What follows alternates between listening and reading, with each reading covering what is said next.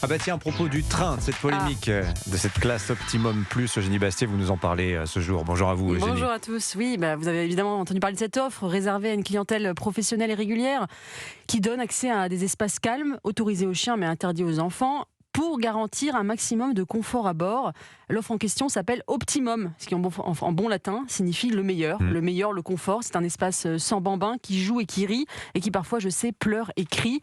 Et alors évidemment, après les hôtels sans enfants, les restaurants sans enfants, voilà les trains sans enfants. Et effectivement, c'est inquiétant puisque cette annonce intervient une semaine pile après la publication des chiffres de la natalité par l'INSEE, où pour la première fois depuis 1945, il y a eu en 2025 plus de morts que de nouveaux enfants dans notre pays. Avouez que le symbole est quand même tragique, que cette entreprise d'État où les agents partent en moyenne à la retraite à moins de 60 ans en viennent à créer des espaces no-kids en dit long sur l'état de décrépitude de notre pays.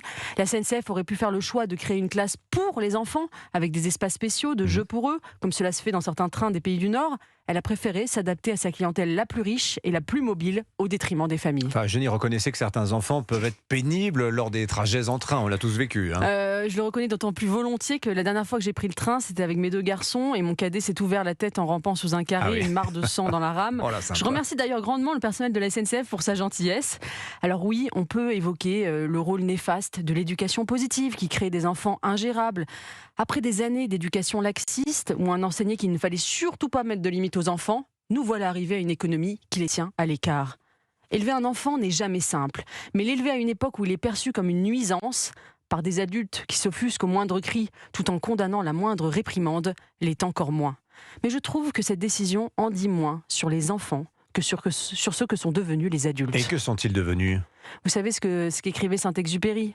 Toutes les grandes personnes ont d'abord été des enfants, mais peu d'entre elles s'en souviennent. De moins en moins dans une France vieillissante où les familles disparaissent. Ça fait près de 2 siècles que le train existe en France et personne n'avait jamais éprouvé le besoin de créer des espaces interdits aux enfants. Si cela arrive aujourd'hui, alors même que la natalité est en berne, c'est parce que nous sommes une société ultra individualiste où personne ne veut plus faire le moindre effort pour cohabiter avec son voisin.